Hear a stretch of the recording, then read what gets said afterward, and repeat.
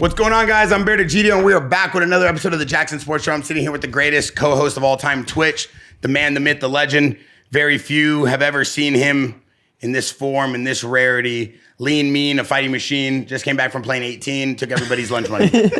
And we're sitting here with one of the greatest to ever do it, a 250 phenom, someone who's just stealing everybody's lunch money, speaking of lunch money, and having quite the controversial year, just literally hunting for necks, checks, and backs right down the track.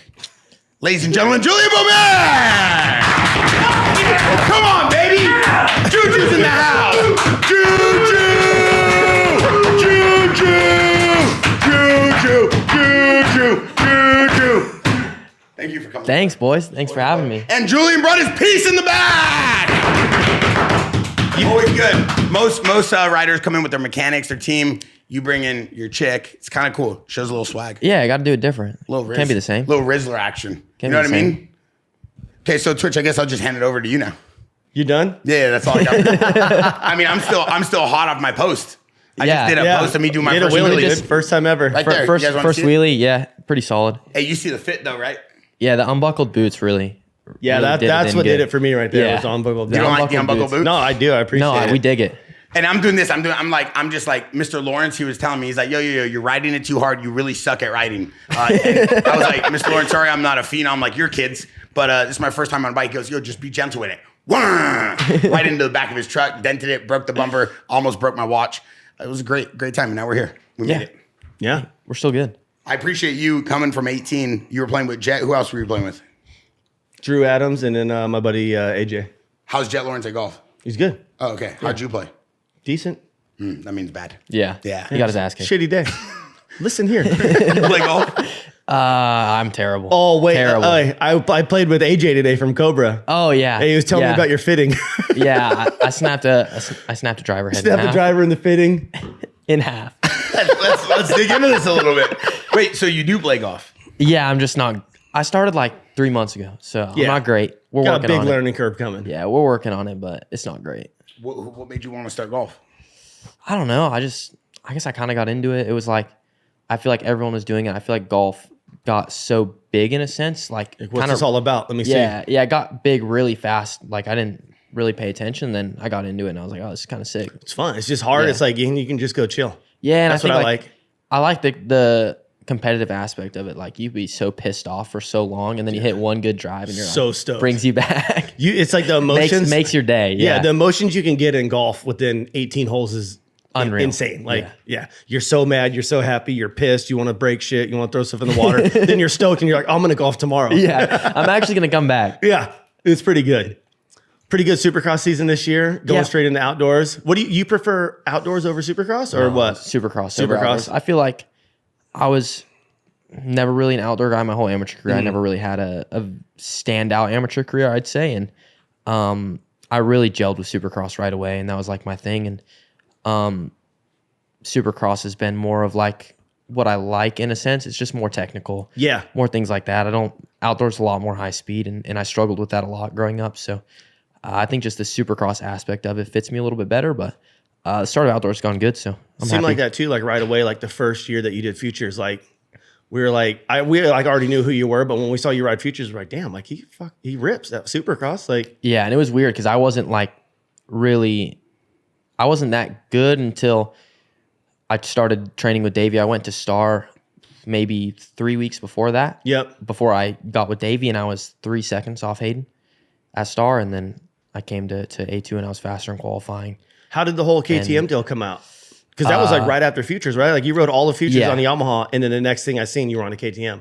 Yeah, I rode that round one at Anaheim on a Yamaha, and actually after qualifying, Star called me. I went to their semi, had a meeting, and they basically offered me that 6-month if you deal. can make something happen. If you make something happen, you get a ride. Yeah. And I told them that if I was going to do that deal, I wanted Davey to come with me, and they told me no. And I said, all right, I'm not taking the deal then.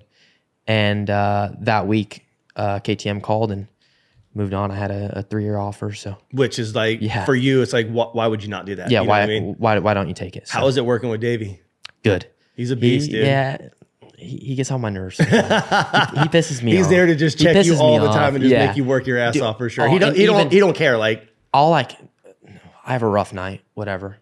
And we'll be like at dinner and he'll just like take subtle jabs of like, he just pokes the bear a little too much. And sometimes I'm like, fuck, it pisses me off. And I think it was after Philly, I had a terrible night. That was my worst round of the season. I think I got, they had the restart. I started last, didn't come back up, came back to like 12th, I think. Yeah. It was a terrible night for me. And we're at dinner and it was like every 5 minutes, just little jab.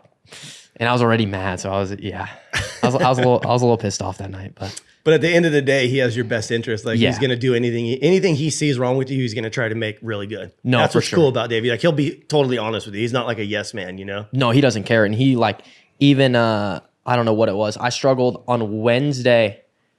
We did like this no rear brake, no clutch moto. Yep. And Ryder D just, he waxed my ass. I was basically cruising around. He worked my ass and I came off the track. He's like, what are you doing? So I don't know. I was bored. Like, I was boring. He said, it's not fun. He said, yeah, 5th place is boring also. I was like, oh, all right. You're not wrong. So he knows what gets to me and what really lights my fire. So he uses it against me a lot, but I enjoy it. How'd you get into dirt bikes? Because you were like a big jet ski guy. Yeah, I rode all the way. So my dad, when he came from Europe, he rode dirt bikes back home. So he was always watching supercross and stuff. And I always rode from when I was 4 or 5. You did? Yeah, I went to Loretta's 13 years in a row from the 4 to 6 class. But I was always like, the first year, I think I went 42, 41, 42. It wasn't great. Dad's like, why are we spending all this money? I wasn't like great. 65s, I got a little bit better. 85s slowly got better. And then, but once I got to like that point where I was all right, like I was living in Havasu still and I got pulled into the wrong crowd. And I was like, I had a talk with my dad. I would say after Vegas this year, we were sitting at like a dinner table at his house and I came clean to him about all the dumb stuff I was doing. And he like looked at me, he's like, so I was driving to races and you were in the back of the motorhome vaping, drinking. So yeah, pretty much. Had no clue. He had no idea. I was like, yeah, it's probably not a great thing to be telling him, but yeah, but at least you're honest with him. Yeah, like, he can respect it. Yeah, and even like I'd say the weekend I hired Davey, I was in Mammoth, hammered. I remember hearing something about this story. Yeah, that weekend hammered, smoking weed, drove home, and I was on my drive home from Mammoth, and I I called him or I DM'd him on Instagram, and then we got on a phone call. I had a meeting with him in Havasu maybe a week later, and he told me like in that meeting he was like, if we're gonna do this, you have to give me 100%. Like if I drive to California and I don't get 100%, I'm driving home and never coming back. He was like straight up with me, and that night I went home, got hammered for the last time, and then. Yeah, what do I have to lose? Let's go. Like we're gonna work our ass off. We're going now. wide open now. So seems like it's paying off for you, dude. Like you've been ripping. It's cool to see too. Yeah, it was awesome. How old were you? At that time when I hired him, I was just turned 16. Jeez. I was like 16 and a half.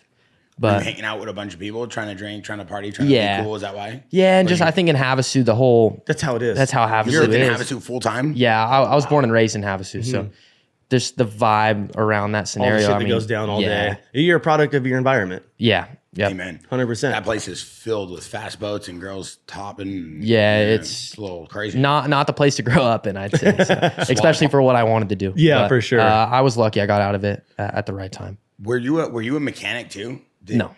Did you ever work on jet skis as a mechanic? No, my dad did. My dad came over from Europe as a factory Yamaha mechanic for jet skis. And that's how he really got into the jet ski scene. And he started me on that when I think my first time on a ski alone, I was 2.5. No way. Yeah, on a stand-up. That's dope. Stand-ups are hard as hell to ride. Dude. Yeah, I don't know. I seen photos and I was like, I don't know what I'm doing. I don't know how I did that. I almost drowned. I've only been on stand-up one time. I almost drowned at Lake Isabella in Bodfish near Kern County. We had a bunch of houses up there. My family grew up there, and I just drowned almost. Yeah, not good. Yeah. This dude will drown in his bathtub. Yeah. Not all of us could be an action sports superstar Twitch. Not Hey, all of us I could ain't fly saying through the air nothing. going 50 miles an hour. You see him just rip the other bike around me and do donuts and like toy with me. I spent all day learning how to do a wheelie. I'm just like so happy and then he does like 6 of them, like with your eyes closed. You know what? Can I say something real quick? I am so impressed with how difficult it is to ride this thing just on flat ground, let alone on a track with rocks and bumps and like, dude, the shit they were doing last week in 103 degrees, hot as hell. I have a whole that was level brutal. of respect. That was brutal. gnarly. Yeah, it was brutal. I don't think anybody, unless they've ever been on a 450 or a 250, a bike that moves. Don't talk to me about a sport you play. First of all, that thing, I feel like I'm going to crash into a wall, which I did twice today. Second of all, they go so fast. There's so many things you got to remember. The balance, like full-blown athlete. Like you literally look like you could be in Blink-182. You don't look like maybe like a LeBron James, right? Yeah. But you're more of an athlete than probably anybody in this place. Because that thing is like one of the most insane, I don't know. I don't even know what it is. It's between hand-eye coordination, crazy like torquing, core stability, your legs. First of all, you got to be amphibious. You got to use both hands at different times. Like there's a whole bunch of things going. Dude, with how fast these dudes are doing, like their hand-eye coordination is like that. Like you have so much shit coming up at you so quick. And I think like also, I think what's different is there's no other sport I think in the world that your heart rate's at 190 for 30 plus minutes, Which is gnarly. like Is that where you guys are at this weekend? Yeah, we're I'd say higher. Yeah. I didn't have a monitor on, but I'd say 198. It was hot. End of Moto 2. They even shortened the motos a little bit, right? Like yeah, 5 Moto minutes 2 or was so? 25 plus. Did it plus still one, feel or like it plus was 2. long as hell? Actually, no. No. I was hoping that the second moto was going to be 30. Yep. Just because I was used to the heat. Obviously, it was hot. Yeah, I trained a little so bit it's there not that last bad year. It to didn't you. bother me much. So I wanted the extra 2 laps, but obviously they How cut it was down a bit. how was your recovery in between motos last weekend? Good. Dude, it was gnarly. I was good. I had an ice bath there, so I was. You did? I was chilling. But the only thing that like kind of threw me off was I hadn't gone in an ice bath after being that hot, and dude, Shock, huh? I was dizzy for 20 minutes in I between bet. motos. It's gnarly, dude. I'm laying in the motorhome, just like whole world spinning. Yeah, I was talking This is wild. I was talking to Drew today, and he said in between he was sitting there eating rice and just like fell asleep. He's like, I passed out for like 20 minutes. Like, Yeah. He's like, I was like, it was gnarly. Yeah, it's brutal. Yeah, I mean the conditions of riding with a bike that's also producing heat with a helmet on, with gear on, Dude, with all the boots. gear, it can be as vented as you those want. It's boots. still hot, dude. Most of the steam in your body's flow of like air naturally is your head and your feet. Yeah. It's not anywhere else. It's not like your mouth, your Yeah. body, your nose, obviously for breathing. So like those boots, I can imagine like you're getting no flow. Your body's No. like you're just sheltered in heat. It's like No, a big yeah. giant heat bubble around you. It's like Bubble Boy, but It's with heat gnarly. instead of bubbles. I wore all white, and Still didn't help. no right? shot. Yeah. It didn't do anything. I swear to you, I thought Jet was wearing a hoodie. So yesterday we had dinner, and I was like, Hunter, Oh, what? that ice Yeah, pack that he was yeah. wearing. Yeah. Dude, Why- these dudes are trying to stay as cool as they can, as long as they I didn't can. even know that that's what it is. I did not Yeah. know that was an ice hoodie bath thing. Yeah. It's like, have you ever worn one of those things? No, I haven't worn one. It's like an I wanna ice get hoodie one, that though. you wear in between, and I guess it just keeps you cool. Yeah, your core. That's a whole nother level of like recovery and wellness. I don't think 10 years ago the sport had things like that. No, nothing. not even close. Like the sport is at a whole new level. And that's Yeah. one thing that I love. And I was telling Twitch, all joking aside, supercross and motocross and outdoors and, even freestyle, like everything is such a high level now, and things that are being done have never been done before. And when the media finally catches up to that, I feel like this sport is going to explode. Yeah, It's going to yeah. be the next F1 in the US. All these dudes need more stories about them so people can connect with like their personalities and like a character. You know what I mean? Like, Yeah. but like I don't feel like Supercross does a good enough job with No. what they do. No. No, and I think also the problem is everyone keeps everything so private. Yeah, everyone is really private. You see fighting, all that stuff. The whole training camps documented. Like they have everything documented, and it comes out, whether it comes out after the fight or not. Yeah. I think that should be something everyone in Supercross should kind of go to in a sense, because everyone wants to behind the scenes look at it. The racing can get boring. You Everyone wanna sees see- you guys ride every Yeah, weekend. They we want to wanna- see the lifestyle stuff. Yeah. What do you? Oh shit! I have this in common with this guy. Like I like jet skis too. You know what I mean? Like Yeah. they don't get to see that side of the sport. Where I feel like the fans would have way more of an appreciation for like certain athletes. You know? Yeah, and especially like with F1 doing the Drive to Survive thing. Yeah. I think if we had that, like I feel like that really brought F1 to a new level. It did. Like F1 was already cool, but like I would watch like highlights. Now I like want to watch the races because I know Yeah. stuff about all the dudes that are actually racing now. So it's like it brought me into it more, and I was already a fan of it. So I could only imagine what it would do for moto. Yeah, it would. I think that whole, if they could bring that Netflix side of things into moto, it would really. Yeah, change the I've been sport watching for- the NASCAR one lately, and like I think it's dope. Like Yeah. I'm like hooked to the TV the whole time. Like my wife's trying to talk to me, and I'm just like staring at the TV the whole Even time. the golf one. Yeah. Golf one's sick Same. too. Yeah, Unreal. because it's a storyline. It's like what you're saying. If someone can get to know you the way you think outside of what your sport or your hobby it is you're doing. I mean, we have a Jaxxon Behind the Brand show we release every Friday. It's a little bit of chaos, but it is a little behind the scenes of how we operate Jaxxon and Tonto Studio and the brands. Most of the time when you're building storyline, Dana White did a phenomenal job at this with UFC. And it's like, if you can build someone outside of what they do, explaining to the audience like what they like, what they eat, what they do, how they train, how they perform, people's relationship to them is a lot more intact when they're watching them perform the actual sport. Yeah, and that's for like sure. why we see NBA falling apart right now is same thing. Like all these other sub sports have amazing behind the brand, amazing connection. The athletes are super involved on social media.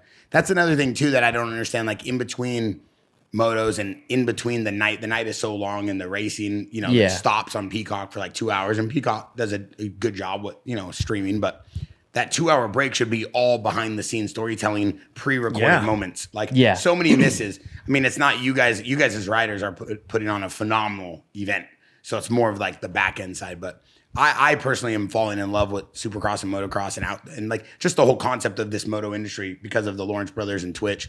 I feel like I said, this is going to be, in my opinion, the next 5 years, the biggest bet is probably MMA and moto. Yeah. By far. I Seems think like moto's at like an all-time high right now too. Like it's still growing. Yeah, Yeah, you have for sure. amazing brands like, for example, the Fly Racing guys and DBK and these guys who like are all about the culture, and they're like trying to like come in and do things every week and perfect their craft with the athletes. Like that's very rare. Well, and what's like too is like kids like him, like actually having a personality, like where you like it they don't have to like the same person that you like. You know what I mean? It's like I like seeing like when dudes have drama and you guys are talking shit to each other on the track, but then you guys are cool afterwards. You know what I mean? Like that's it's like how NASCAR used to be. Yeah. You know? Drama is a big one. I mean, it is what it is. You're trying to beat the dude every week, and like you know what I mean. It's like you're either gonna like each other, or you're gonna hate each other. But then at some point, you guys are gonna like each other again. It's like you guys all have so much in common, you know. Yeah, and I think like even in Seattle this year, when me and Hayden started just grabbing each other and whatnot, like why are we getting fined for that? Yeah. What are we? And then like, they use it for every. And commercial. then they use it for every outlet. Possible. Don't do that, but we're going to use this. But we're going to use it's going to bring more fans. Yeah, like why do we get fined for that? We should. I think it's They something should that be they should paying be you guys for that. we should be allowed to. Yeah, I think dude, it brings way more eyes It's to the like sport. when did moto turn into such pussies? You know what I mean? Because like back in the day, like look at when like Pike and Freeze were out there all the time. They were fighting on the track. Like J-Law, him and Villapoto. It's like people like seeing that. It's like I get it. It's not professional, but when you're working your ass off and you have that much emotion for something that you believe in that you can do, it's like fuck the other dude. We're dude, we're racing for money. This isn't. We're not racing and just for bragging rights. It's like fuck you, I'm better than you. You know what I mean? Like everyone wants to be better than the next dude. That's why we do it. Yeah, I think for sure we should be allowed to get more hands on. I guess in a sense, to an extent. Yeah, You know what I mean like, obviously like if we're fighting and like legit like getting into it and it's something that turns into a big thing, obviously I think there should be repercussions for it, but I think what happened in Seattle shouldn't have been fined for. No, like it's a contact sport. Like people are going to clean each other out. You're going to brake check someone. Like you're going to let them know like, hey, fuck you. Like it should be okay. Like we said, to a certain extent, to where like someone's not getting like a broken leg or something. Yeah. But like I think you guys know, like you all want to make it to the next week and you all want to make it to the finish line. Like that shit should just be able to fly. Yeah, none of us are going to be going out there T-boning people. No. Like we all got a race next week. We all want everyone to race the next week. That's not, no one's that desperate for it. I think everyone just wants to be able to race hard. Yeah. And I think they're kind of pulling that away from the sport a little bit. It is, because then you get on probation, and if you make contact, like you're getting fined positions, and you're like, dude, like how else? Like sometimes it's a one-line track, and you have to push people out of the way. Yeah, and even like on the podium in Seattle, I said that he had one coming for me, and I went. Obviously, I had to go to the AMA truck because I got fined and whatnot, and they told me like, nah. Yeah, which is like, if someone cleans me out, please expect it twice as bad. You know what I mean? Yeah, like I was like, well, I guess I'm just gonna sit back. Sorry, my hand slipped off the front brake and I ran into him. My bad. I don't want to get fined again. So I mean, what is the rivalry with Hayden Deegan? Is it real? Yeah, I want to beat him. That's it. I mean, he's good. Yeah. No one can deny that. But I want to be better. You guys are cool now? I mean, yeah. Say what's up. You guys are good. He won the championship. You can't take that away from him. Yeah, I saw you give him props, like respect. Yeah. Like that's cool. Yeah, he was better. I mean, That's straight up. He won the championship, but yeah, I want to beat him. That's it. How was it leading races, like winning, like being a contender this year? Shock to the system. I think Supercross 100%. I knew coming in I had a really good off season. Yep. Everyone was saying you were looking good at the practice track. Like even my team was like was every time I really- seen Plessinger, he's like, Juju's looking good right now. Like we had a really good off season. And even like I had a day, Pedro, he's Tom Vial's mechanic, but he worked with J-Mart for his 2 titles. He's got a lot of experience, and he was working with me one day because my mechanic was out for the day. And he looked at me after I had 2 motos that day. He looked at me, he said, if you ride like that, no one beats you. Yep. And that's like that coming from someone that has such a been around it. been around it so much, knows everything. I think that was like a big thing for me of like, all right, yeah, I can do this. And obviously A1 came around and I was right where I felt like I wanted to be. Yeah. I had that slump in the middle of the season, which part of it I comes was frustrated with, but we're racing dirt bikes. You're not going to be 100% every round. So that was a thing. I was a little bit worried coming into outdoors though. I've never been an outdoor guy, and I wasn't too happy with where I was coming in. When you guys got that much prep time to like test a bunch, like you went straight from Supercross, like what, 1 weekend off? Maybe I rode maybe 6 days of outdoors. Yeah, 6 or gnarly 7 to come up with a good setup that you're going to be comfortable with for the rest of the season. Yeah, and then the Wednesday of Paula, I had a big crash at Paris. Yeah, I heard you went down pretty gnarly. Yeah, so I was pretty beat up from that, and I wasn't happy with my setup, and I was like, this is going to be like, I was a little stressed. I was like, for sure. I don't know what's going to happen today. I came into the race, and I told everyone, I was like, I don't know what's going to happen today. Let's see where we're at. Let's see what happens. And obviously I went 5-4, I think, and I was pretty surprised. Like I came back, and Dave was like, what do you think? And I was like, honestly, if you would have told me on Wednesday that I'd be in the top 5, I would have said no. Yeah. I didn't think so. And even last weekend, Moto 1, I struggled a lot, and to go 8-4 for 4th overall. Yeah, Moto 2, you look wow. really good. But just the overall getting to the front and outdoors is something that I think I wasn't expecting in a sense. So I'm starting to get more used to it. But I think a couple more weeks and I'll be right where I want to be. Is there any outdoor tracks you're looking forward to this year? Yeah, High Point and Budds Creek are my 2 favorite. Yeah, those 2. Those ones look good. I Yeah. feel like a lot of the West Coast tracks like are like not. Everyone's like, let's just get through these first 2 rounds and get the hell out of here and like go to like some good dirt. Yeah, and even after Paula, everyone was like, the fact that like I live in Cali and I like Paula, or I ride Paula a lot and whatnot, and I told him straight up, I was like, I hate this place. Yeah, no one really likes it. I do not enjoy this. Yeah, you either really like it or you really hate it. Yeah, you know what I mean? It's like there's no in between with Paula. Yeah, and I've never been good there my whole life. I Why hate is the that? place. Why does no one like Paula? Everyone Well, I've it's talked to just hates Paula. always different. Like some parts of the track's really good, but then you'll get like boulders coming out big. like that are gnarly. Like And even I they feel like this year just didn't have that much flow like in the years past. no, and even they put like I don't know where they brought the dirt from, but they put new dirt on the hills. And I went out for press, and the downhill's like Daytona. We got more ruts down the hill. I'm like, Dude, when I Where saw are a they- picture of it, I was like, oh my, I couldn't believe it. where are they bringing this dirt from? Yeah, it was gnarly. And then like they overwater it because it's going to dry out throughout the day. No, it's going to get hot and windy. Yeah. So it's like, I feel like your guys' qualifying, it's like Oh, the track is the worst it can possibly get. Yeah. No, qualifying at Paula's, if you can't take anything you learn from qualifying into the race because the track's so much different. What about, are you looking forward to Colorado at all? Yeah, like that track? I like Colorado. Last year was my first time there, so it was You're good in altitude? Yeah, I enjoy the altitude. It doesn't bother not me bad. much. No, and that track's. I mean, the bike's a little bit slower, so we got to be ready for that. But that track's actually pretty good. I like that track. I think Thunder Valley, High Point, Budds Creek, and I'd say Ironman are probably my favorites on the circuit. Yep. I need redemption at Southwick though. Yeah. Yeah, I need some redemption there. You guys go there this year? Yeah, Sick. after High Point, we got a weekend off and then Southwick. Rad. That's going to be good. Yeah. What is the 250 group of like rising superstars right now? You, Deegan, Joe Shimoda, Bayal. Like, what do you have like a relationship with these guys? Do you look at these guys as your friends? Do you look at these guys as like a unique generation? Because everybody I've talked to said that this is like one of the most talented classes they've seen in a long time. So like I look at it from an outside perspective as a fan. And like we said, we don't have the storylines, but it would be a good behind the scenes look to kind of feel like what you say and what you see, what you feel, back there. Yeah, I think for sure it's one of the most talented 250 classes we've had. I think obviously Hayden being the top guy right now, and then we got me, Hymus, Shimoda, Vial, Hammaker.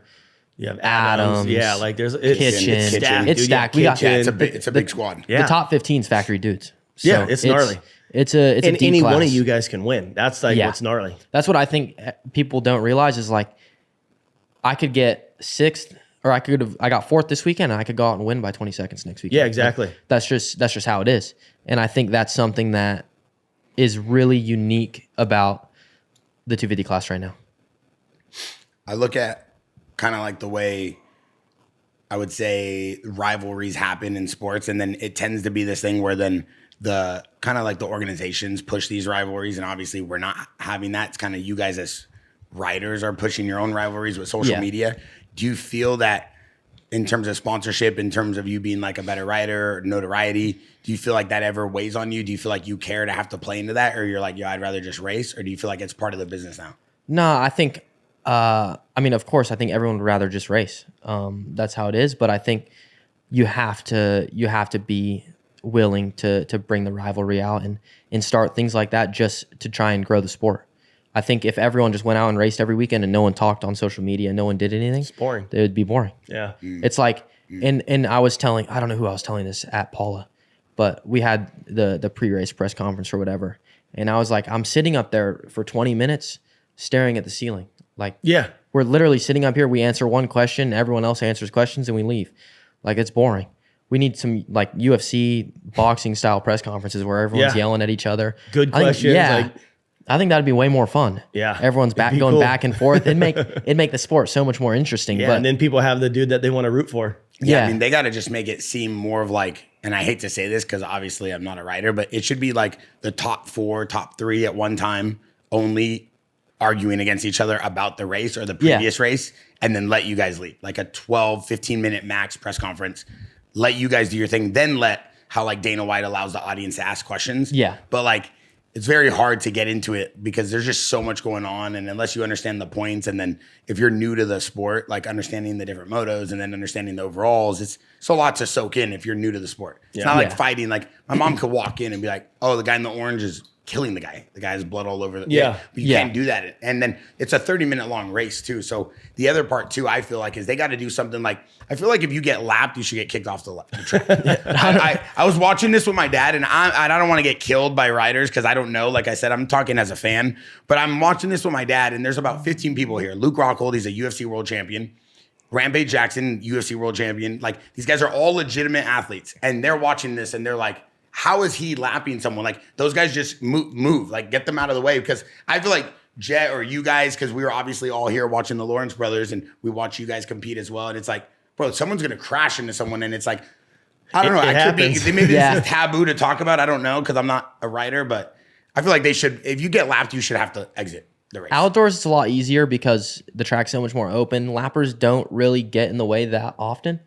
Supercross, though, like, there's some races where it's chaos. Especially like you have a race like Seattle where it's ruddy. I feel like when it comes to maybe the West Coast races, it's not that bad because the track's not ruddy. It's not. People can always stay out of the way, but sometimes when it's like really like when it's a one line ruddy track, dude, it gets chaos. Because you're lapping up to the top 5. They're in the line that you want to be in. Yeah, and they're still racing for position, but they don't know. Like how often do you see blue flags? You know what I mean? Like, not often. Yeah, so it's like they're not paying attention for that. They're already in their own race, but then these dudes are coming up on them. So it's like sometimes they'll let them go by, but then they let 2 dudes they're battling with go by too. So it's like they have to still be like on their toes looking out. So it's hard. You know what I mean? And even when you're lapping into the top 5, like that's when it's gnarly. You got factory dudes in the top 5 and we're lapping them. So obviously they're not going to get out of the way. No. They don't care. Yeah. They're like, I still need my position. I'm still going for 5th, bro. Yeah. Like, we ain't getting out the way. I get it. That's what I'm saying. I don't mean to say it in a bad way. I just mean like safety wise, and also just from the race perspective,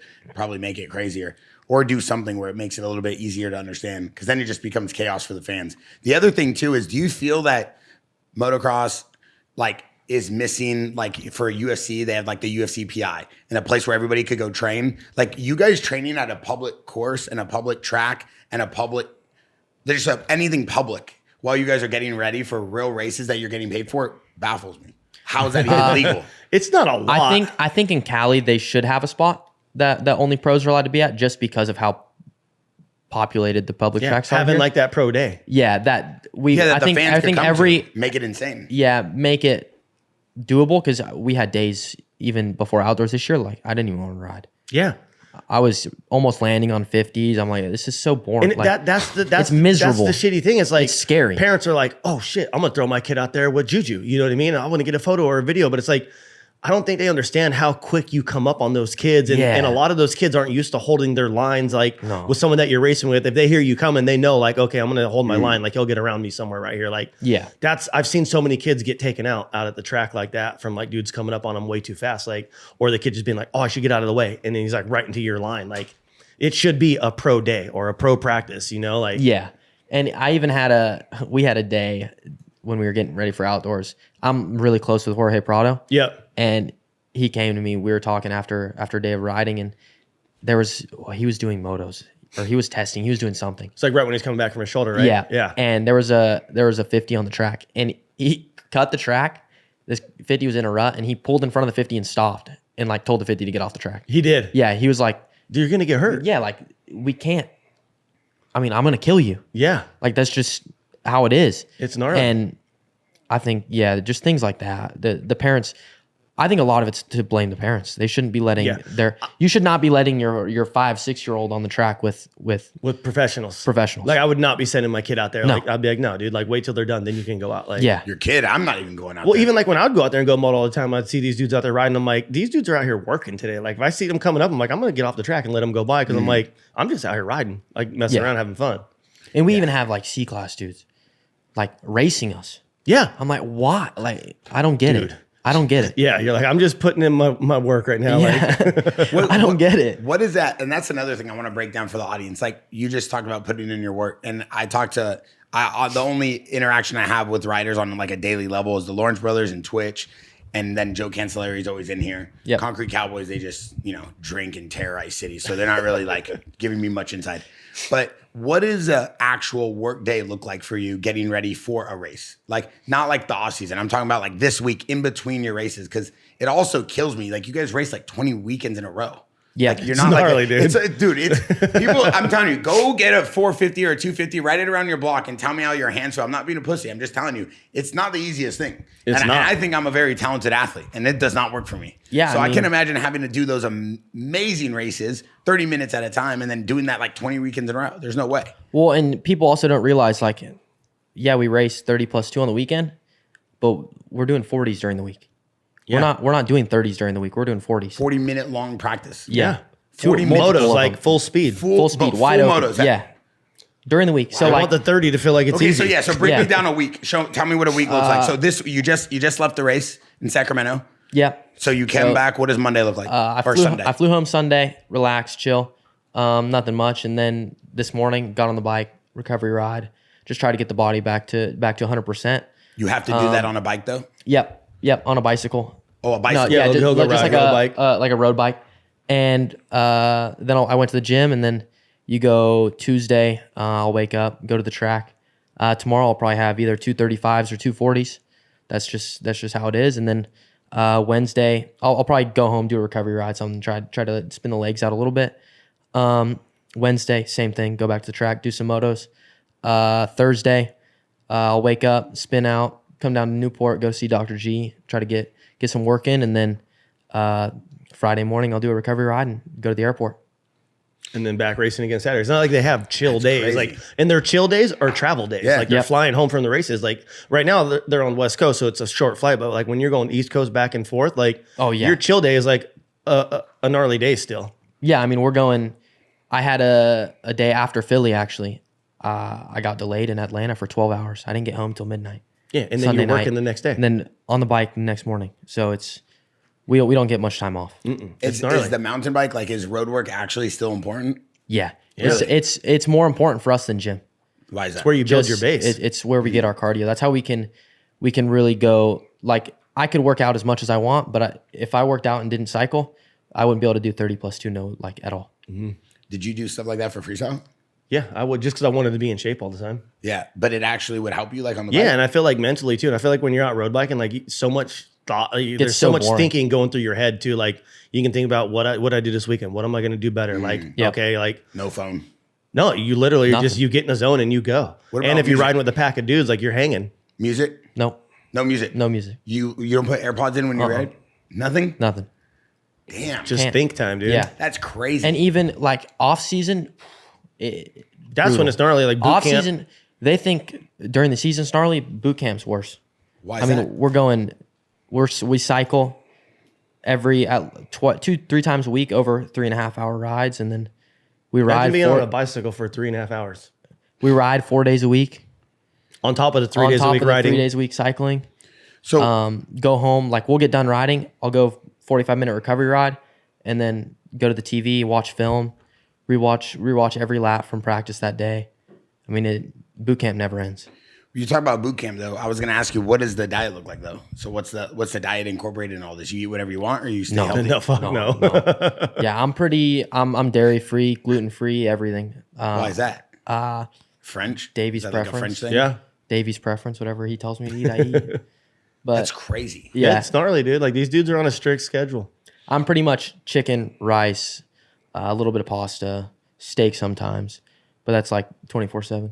Crazy sleep pattern, or you go to sleep early, you stay up late? Yeah, I struggle getting like, it depends on the day, but I'm like 8.5, 9 hours every night. Sleep's like that. I feel like sleep's always the most overlooked thing, and that's Yeah. like the most important thing for your Sometimes it's hard to get your brain to quit thinking too. Like when you're trying Yeah. to go to bed, like when you're still like, all right, I got to figure this out. I got to be better tomorrow. Like, And I struggled a lot during the season, like just the anxiety before races. It's yeah, like before A1, I couldn't sleep. You Everyone. can't sleep. no, so Like much. you Like have there's to just so force much yourself. pressure. Yeah, you have to force yourself.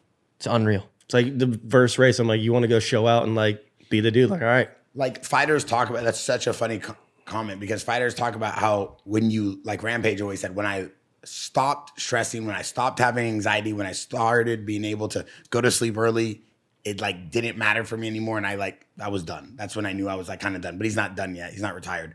But is that like the same concept? Like you want that butterfly effect forever because that's what keeps you sharp? Or do you feel like eventually you learn how to conquer it? Or is everybody different?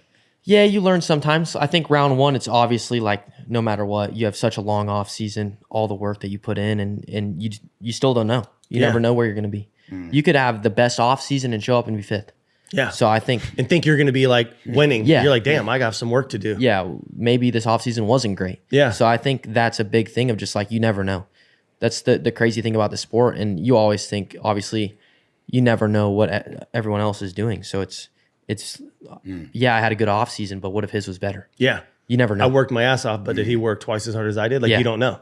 You never know. So round one's always, I think, the most stressful. Just See where you're at and then go Yeah. from there. once you get to round two, I think once you get through round one, I'm fine sleep. I can sleep normal. Just leading up to that the first one's race. so stressful. Yeah. A lot of people that watch this that are unfamiliar with how moto works and like the industry, you talk about factory riders, and then you talk about riders that are like at A1, because we brought a bunch of people that play in the MLB, like Ellie De La Cruz. We were there with Ryan Sheckler. He obviously knows the industry. We went early to go watch Twitch, but we saw like a bunch of U-Hauls in the parking lot. Yeah. There was like bikes set up in front of them. And then we see like these massive multi-million-dollar like trailers and RVs and build outs. So they're still a part of this professional racing core rider group that is like privateer in a way, and not privateer to the level that people know, but I would just say single, like no team, show up trying to race. Yeah. And then you have factory riders who are basically making good money, get a Red Bull hat, get to walk around with good money in their pocket. Does that connection ever get kind of blurred, or do you feel like there's a big difference now between factory riders and then people who are just trying to do it? I mean, there's a big difference in a sense of I think equipment. I mean, unfortunately, a privateer will never have the equipment that a factory guy does. No. It's impossible for a privateer to compete with a factory guy, no matter how good he is, I think. But that just means you have to work harder to try Yeah. to get to that factory ride. And That's I how think I look at it. That's how I look at it as well. Even when I was still a privateer before, when I hired Davey, I told myself, it doesn't matter. I thought my bike was good, and Until you ride something better, you're like, shit. But I think my bike was good. My bike twisted, built my engine. I think that thing was. Yeah, Jamie's bad. He knows what he's good. doing. Yeah, that thing was good. And I rode the Star bike before that, and I honestly thought my bike was better than the Star bike, and that was my opinion. I told my dad straight up, because my dad paid for everything at the time, and I was like, this bike's better. And That's rad. I was able to go out, did what I did, and Obviously, that got me my ride. So I think, yeah, for sure. I think it's hard for a privateer, especially when you're already at the pro level, to really make it happen. I guess in a sense, I think amateur privateer privateer factory doesn't matter. Yeah. How was it going from the Japanese bike to the Austrian bike, like with that frame and everything? I actually like the Austrian bike better. You do? Yeah, I think it suits me a little bit better. Some people can't do that change, like they hate it, you know? Yeah. Why is that? Just the steel rigid frame, ones. aluminum frame. Yeah, just Yeah. like the difference of bikes. And But break it down for the audience just so they have understanding. So you're saying that one of the bikes would be better or wouldn't be better? well, It it just depends on the depends what you rider. gel with the rider. Yeah, because like you have an aluminum chassis and then you have a steel frame chassis. But these dudes, the frames change every year. Yeah, You and know? it's. I think there's also so many different options in a sense. Like the aluminum chassis is so much more stiff and rigid compared to the steel chassis, and the steel chassis flexes a lot more. So you have to really compensate. I think suspension wise, like what a Yamaha could run suspension wise, is completely different from what we would run on a steel chassis. So When you jumped on the KTM, it was a pretty easy change for you, though. yeah. Because I rode the Husky before Yamaha, Oh, you did? and I actually Oh, I yeah, like that's right. Yeah, I like the Husky a little bit more. The Yamaha was fast. I mean, it was the fastest bike I had ridden at the time for sure. But when I came to the KTM, I think the speed was matched and the chassis was better for me. It's important, obviously, to have a good group of people around you, but Yeah. how important is it to have good mechanics and a good team race day? I think having a good group of people around you in general is a good thing, but having a mechanic that you believe in and trust in Yeah. speaks volumes. I think No, if you but how influential is it on the win? Well, dude, Very. you got to think your mechanic's the dude that's keeping you in a good mood all day, whether Yeah. you're in a good mood, a bad mood. Like he's trying to snap you out of it and be like, "Yo, let's go!" Like, Yeah, and even like mid race, we could be 30 minutes down, 2 laps to go. I could be suffering, yeah. and just one word on the pit board will change. He'll your just hold it entire out mood. and be like, "Pussy, you're all right." Yeah. Let's go. Like you never know what it is, you know. Yeah. Like that dude knows what's going to knows trigger what this dude to triggers make me. him work harder, or yeah. Yeah, they know when you get in a good relationship with your mechanic, they know what fires you up, and I think that's something that is really important in the sport. And I think also just trusting in your mechanic. Yep. I've seen a lot of guys that just their mechanic isn't very focused. Bike falls apart times. Like you can't go into a race thinking, Hey, I hope everything's tight on this hopefully thing. everything stays together. Yeah. Yeah. I thought it was pretty cool this weekend too. Like, well, cool and not cool. Like it was really hot. It was a scorcher out there, but all the dudes, did you see it on the second moto? Yeah, all the mechanics on the 450, they let the podium. mechanics go to the podium because all the riders were like, I got to go back and recover now. Yeah, like they I'm were dead. hurting. So it's like, I don't feel like all the mechanics get enough credit. the thanks, like the appreciation for what they do day in and day out. So to see all the mechanics on the podium, like their bikes up there, like that's pretty cool for them to get to go spray the champagne and do all this stuff. Like, cause those dudes are working their asses off. Yeah, and I think also like you think people don't realize, but we wouldn't be racing if it wasn't for the mechanics. Yeah. They fly in on Thursday, race Friday, Saturday, stay. They build Sunday, fly home Monday, back to the track with us on Tuesday. Yeah. So and then there's back out again with them on the weekend. Like, yeah. And how many people do you think it takes to build a bike that's going to perform to the level that you guys need to win? you mean like the actual bike? Yeah. A fucking lot. Yeah, like how many people? In Austria, I mean, thousands. Yeah. But I thought most of these bikes are being hand built here. They bring in parts, they're aftermarket No. and everything. So you're taking a stock bike from KTM and just doing a few minor tweaks? No, KTM is taking their stock bike and making a full factory race Yeah. bike. Oh, Like, got yeah. it. just- Okay, so yeah. KTM is still doing it, and then they're But sending, their manufacturer is in Austria. yeah. But So- it's not done. But it's not here. It's not done here. No. No, All Austria, their work is like their mechanics and their race shops is right in Marietta. Yeah. Like, they build yeah. the bikes here, but So how many people then do you need on your team then to compete at a high level? Like how many staff members do you need on a factory team to compete? It depends. How many you think you guys have on your team with just the lights? Because you have the 2 lights guys, the 2 450 guys. So it's like, I'd say at a race we got 25. yeah. 25 people on a team, 25 employees on your team. But each one of those dudes are a Very- necessity. Like yeah. they're needed for We got what our they crazy do. is suspension. that? We got You our have- suspension guy, which is I'd say aside from your mechanic, your suspension guy is your most important guy. Yeah. and break it down. Why?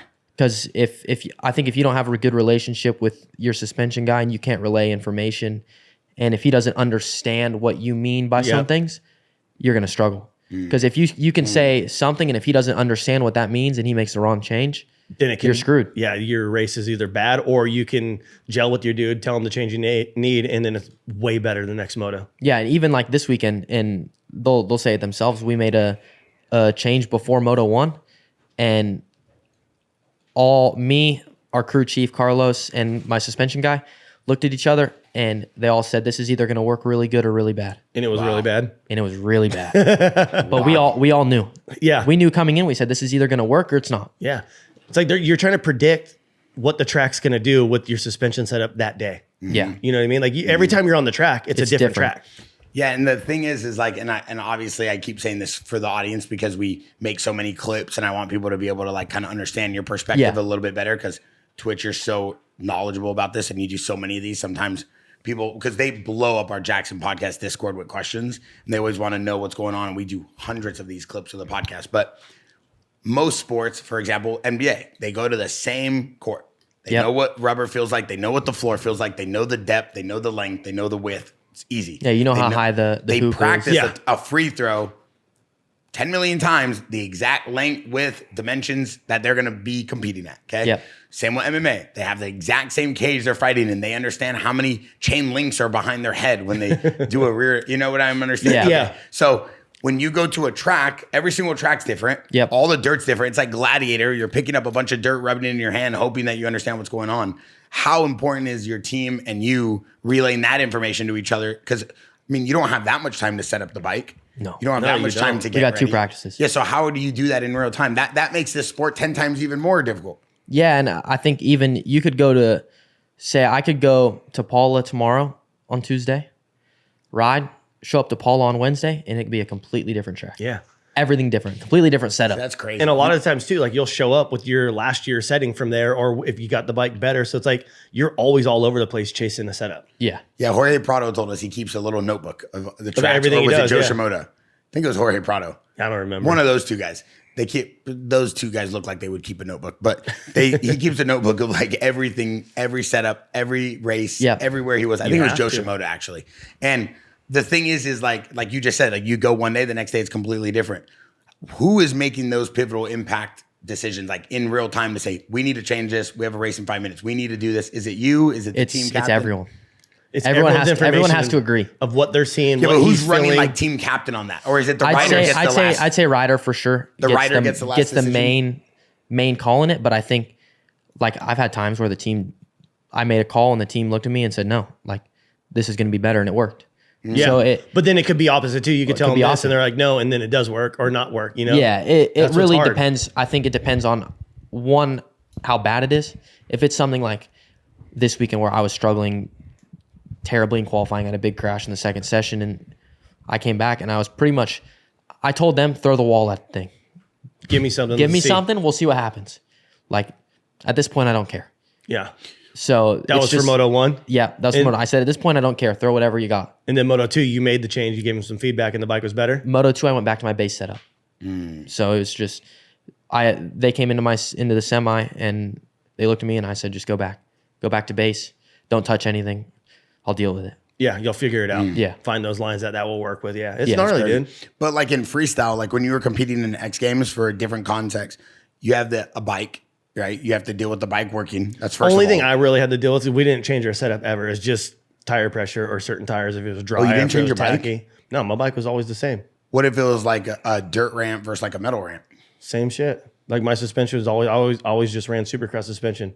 I never had to change my shit. Every event you left it the exact same. Pretty much. Wow. It was all just jumps. Like I just need stiff suspension.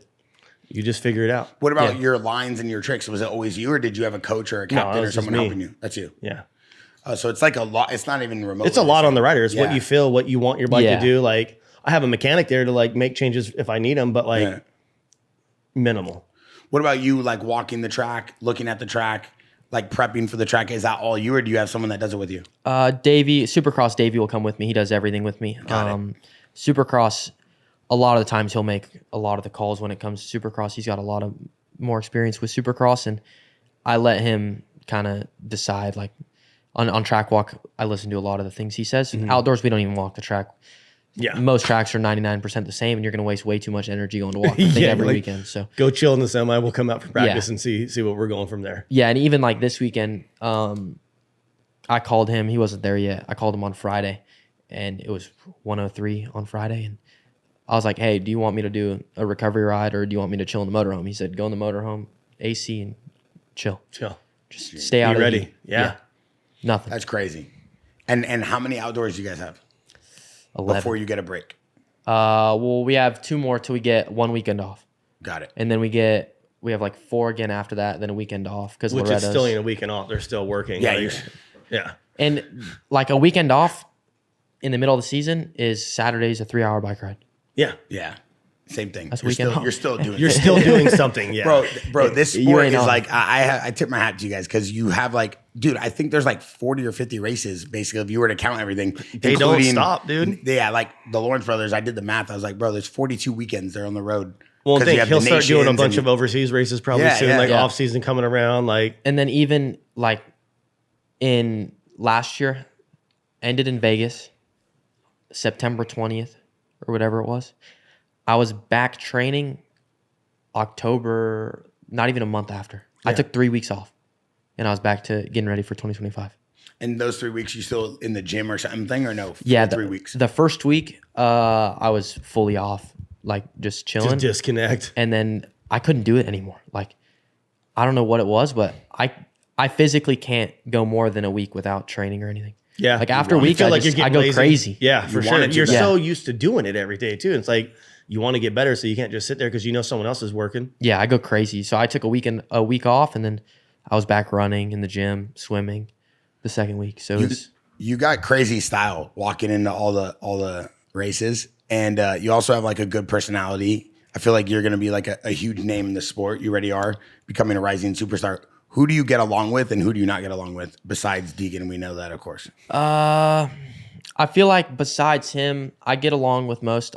Obviously Tom Vial being my teammate, we're really cool. We hang out whenever he's in town, and when I'm in Florida, we go get coffee, whatnot. Ryder D trains with me, so we're cool. I called him this morning. Like, we'll golf sometimes. That's just we're cool. I think the rest, I wouldn't say I don't get along with them. I just don't talk to them. Yeah. I feel like no one in this sport really talks. Everyone's kind of Everyone has their own circles. yeah. You're either cool or you're not. Yeah, we're either boys or I don't talk to you. You know if you're boys or if you're not. But like Everyone you knows. travel with these guys, you see them nonstop. You're with these guys more than you probably are with your girl or your friends. Like, so like, is it just a complete disconnect, or like for the people that are watching this again, for people at home that don't see this behind the scenes, like, do you guys connect with each other in hotels? Do you guys connect to each other when you go out? Nothing. Nah. Like X Games, everybody used to stay at the same hotels and it was chaos. Like I remember the LA X Games was nuts. Besides like Ryder, Tom, things like that, if I walk into a hotel and Hayden's sitting there or Hymus sitting there, I'm Don't walking say right by. nothing. Yeah, just keep going. Not even what's up? No. Oh my God. Cutthroat. He wants war.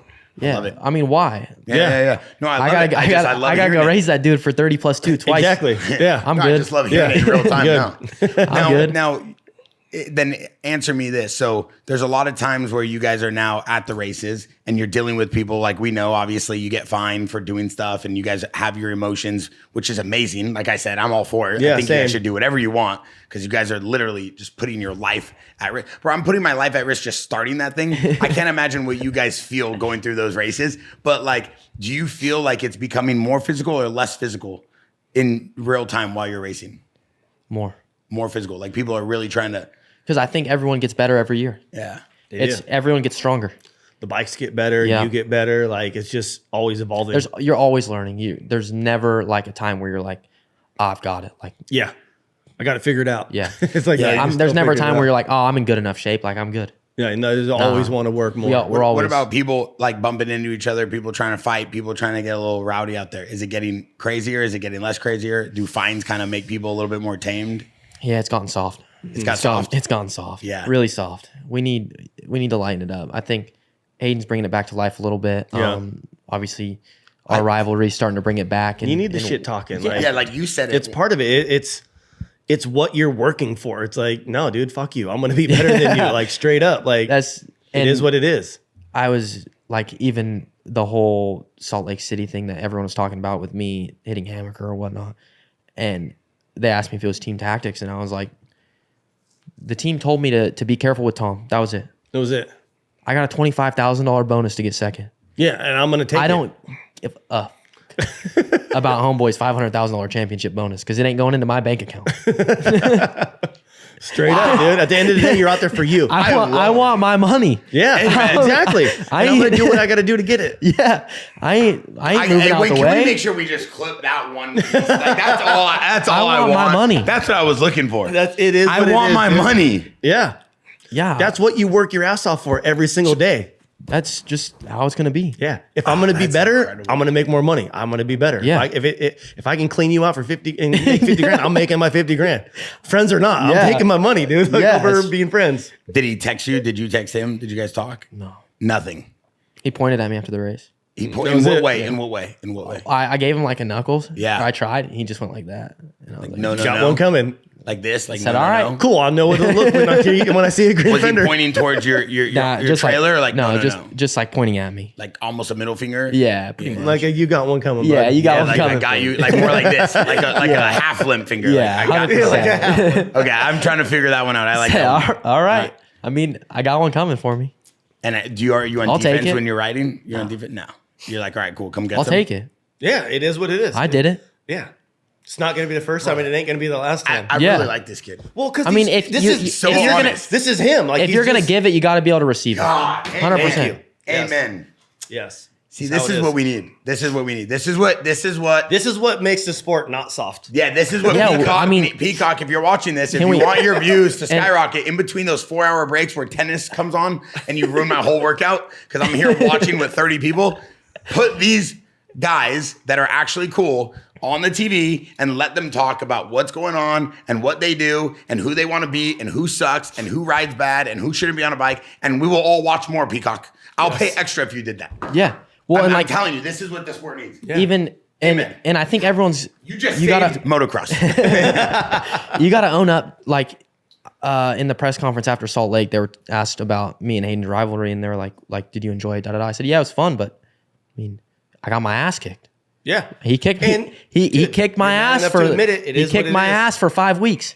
I'll take it. Now I got to go work harder. Yeah, I'll take the all it ass is. beating. I don't care. It's cool when, like, all joking aside, it's cool when you're a competitor at your level, a high level, and you're able to be honest with yourself, and then you're able to have that transparency and like vulnerability with the fans and the audiences, because this is what makes the sport. Yeah, you got to know when you got your ass. And I mean that with all due respect. This is how you really build yourself as a character. Now I see why everybody really likes you. He came here one time. Remember I FaceTimed you? And I was so happy because I was like, dude, I'm obsessed with watching. So I'm like, this kid's going to be amazing. Well, right away, right when he seen you walking into the race too, I'll fit it up. He's like, yo, we got to get Juju. Twitch. So Twitch, I always got to give him the credit on this because it's true. Every time like a rider's doing really well, or every time someone's dope, or every time he thinks someone would fit our brand, because Jaxxon's the #1 men's jewelry brand. We sell more chains online than any other brand because of this reason. We're always working with the best people, and we always want to bring those people here if they fit this. There's a lot of racers that are top 3, try to be on the team, and I respectfully just tell them, hey, we're good right now, just because it doesn't fit the mold. Yeah. Twitch has a unique persona, and I want to make sure that he stays at the helm of what we're doing here for our racing division, especially with Santo Studio. Twitch is a partner in the brand. We're in every Nordstrom nationwide. So it's like we want to keep these things at the highest level possible. We're bringing luxury to action sports that people haven't seen. So when he sent me your DM, he sent me a photo of you. I DM'd you. I hit you up. I was like, yo, holler. Yeah, I'll see you on Monday. Come by. And then we gave him a private tour of Jaxxon Media House and Santo Studio. But the concept, and I hope like riders that are younger out there and athletes that are looking with brands and trying to work with brands hear this out. If you were trying to work with a brand, if you're trying to make money, if you're trying to build your career, the most important part is authenticity. Yeah, being and yourself. being who you are. Like Twitch is the most iconic freestyle moto sports icon ever of all time, without a doubt. Like, yeah, people could say Travis Pastrana, but I don't know Travis Pastrana. I know him for jumping out of an airplane. I love Travis Pastrana, but we all know Twitch. Twitch is like the man's man. You know what I mean? He's a common man. He's here to do the things we want to do every weekend, right? Yeah. Golf, ride baggers, do wheelies, hang out, go freestyle, do jumps. And he actually is about this. He's spending time every week with you guys. You guys that are up and coming and building this sport, this like next generation, and I'm obviously new to the sport, but I love it, is so unique because you guys are at this new level where it's like you guys are on social, you guys have personality, you guys can talk, And when you talk to this level, that's why a lot of people give Hayden Deegan a lot of crap.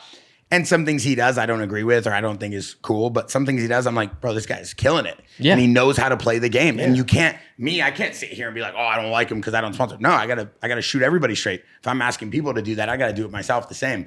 But it's that like tension that's gonna build the sport. But it also makes better racing. It also makes 100%. Better rivalries. And this is why if like everybody gets on the same page, I'm over here preaching to the choir, like if everybody doesn't know this, but if everybody does this, I mean, I'm obsessed with moto and I feel like it could be the biggest thing ever. So I keep saying it on every podcast. It's because you guys have so much like youthfulness. There's so much new, like we've been burnt out on kind of surfing. We've been burnt out on skating and I work with the best skaters in the world. Doesn't mean I agree with all the competitive skating leagues, you know, but moto is so untapped. It's so untapped. Everybody I show it to, my parents, you know, all the fighters, all the jujitsu kids, all the racers, like everybody that I work with, they all think it's the coolest thing. Everybody's obsessed with bikes. We have 15 in here. Like, it's cool. It's such a unique sport that you guys we just got to help you guys get to that next level. It needs more exposure. Yeah. It needs more exposure. That's all it is. I think I think you give them 20% more and it blows up. Yes. Blows 100%. Up. Agreed. Listen, I want to say, first of all, thank you for coming. Yeah. Thank you, guys. We want to try to get as many of you guys in here, as many top-level riders as possible to sit down with Twitch. And only the ones I like. Hey, that's for sure. Wayne, what are we doing? Only the Wayne, one Twitch is good. Wayne, what the fuck? This is my new, I just got this Indian. Twitch built it for me. Insane, goes 0 to 60 in 1 second. And I mean, why, Wayne? Wayne, it was a slippery slope, and Twitch told me to gas it. I didn't say shit. Can I tell you something? Twitch slammed my foot on the brake while I was going, and then I mean, come on, Wayne, turn this off, dog. You got a high comp. I didn't do anything. Yeah, I actually broke my leg on that. Yeah. Yeah. What do you mean? It's no, because this floor is all slippery. You see the floor in here. Oh, this is Twitch doing burnouts.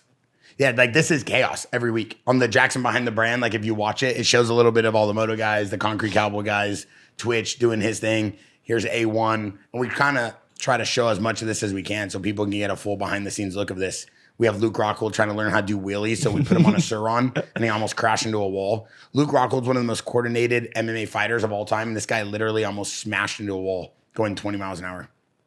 Yo, those Surons are too deadly, by the way. Have you ever been on that thing? Yeah. That thing is like ridiculous. They're fast. Have you ever ridden one? I've seen videos. You can get dangerous really quick. Yeah, they can get. I'm not the biggest Well, fan. and they aren't like built strong. No. It just people explode those things. Yeah, you could snap them handle things in They half. go too fast for what the bike is built out of. Yeah. It looks like it's built out of an aluminum can half the time. Like I see them fold. Yeah, it can't handle me. I got too much girth to be on that thing. I'm over here whipping and riding and tailing and look like It Soldier just Boy. can't handle running into walls with his big ass. Look like Soulja Boy. or Papa Lawrence's car. Yeah. Oh God damn it, Wayne. So today I crashed into Jet Lawrence's dad's car. It's right. Hey, It's no worse than him crashing J-Star's car. Oh yeah. Jet Lawrence totaled one of J-Star's like Ferraris. Yeah. Dude, the first day he borrowed he borrowed it. No. Yes, going Came like, out of the dealership and did like a burnout or something and hit something all the time. in Laguna, going 100 miles an hour down PCH. I was clowning on him, dude. I had to call him out on the podcast. He's like, of course you had to. Twitch, you know it. You know, the first thing I call everyone on their shit. Twitch is like, I have inside info, Jet.